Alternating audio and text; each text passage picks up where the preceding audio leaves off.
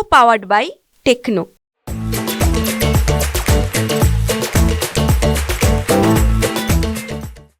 नाही, जे लोक खंबीरपणे त्या विद्यार्थिनींच्या पाठी उभे राहिले त्यांच्या निलंबनाचे आदेश स्वतःची ट्रान्सफर झाल्यानंतर पण हे डीन काढतायत, हे कितपत योग्य आहे? म्हणजे त्याला प्रशासनाच्या कुठल्याही कारवाईची भीती नाही असाच अर्थ झाला त्याचा. आणि ज्या लोकांनी नायरमध्ये एवढं मोठं कांड करून ठेवलं आहे, त्यांच्यावर आरोप आहेत वेगळे वेगळे, ते कुपरला जाऊन काय चांगलं वागणार आहेत? कुपरला जाऊन हेच करणार.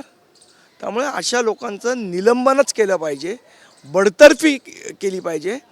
आणि जोपर्यंत त्यांच्या चौकशीचा अहवाल येत नाही तोपर्यंत त्यांना सस्पेंड ठेवलं पाहिजे, ही आमची मागणी आहे. काल पण आज पण सकाळी मी जे DMC आहेत कुराडे साहेब त्यांच्याशी बोललो आहे.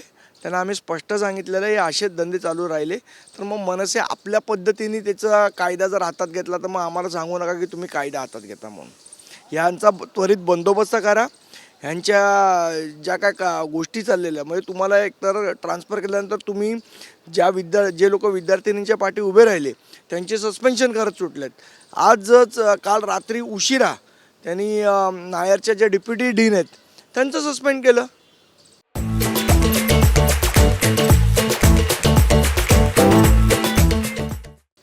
कुऱ्हाडेंनी आम्हाला खरं तर सांगितलं की ते आम्ही रद्दबातल करू म्हणून. पण ही कुठली पद्धत आहे आणि हा कुठला माज आहे? तुमच्या अधिकाराचा हा कुठला गैरवापर आहे? आणि तुम्ही घाबरतच नाही आहेत कोणाला, प्रशासनाला पण तुम्ही घाबरत नाही आहेत, कारवाईला पण घाबरत नाही आहेत. मग एवढा हा जो ॲरोगन्स आहे हा कुठनं येतो?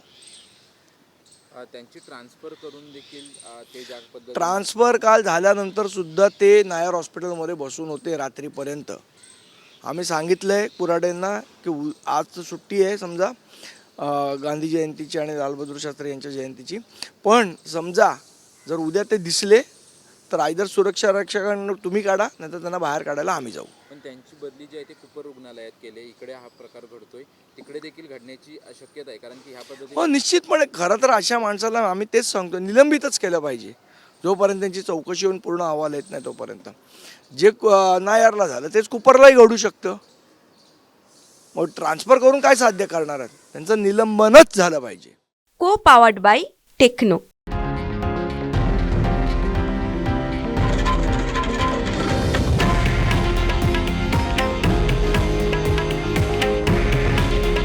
हे आहे देशातील नंबर 1 न्यूज नेटवर्क आणि आपण पाहत आहात TV9 मराठी.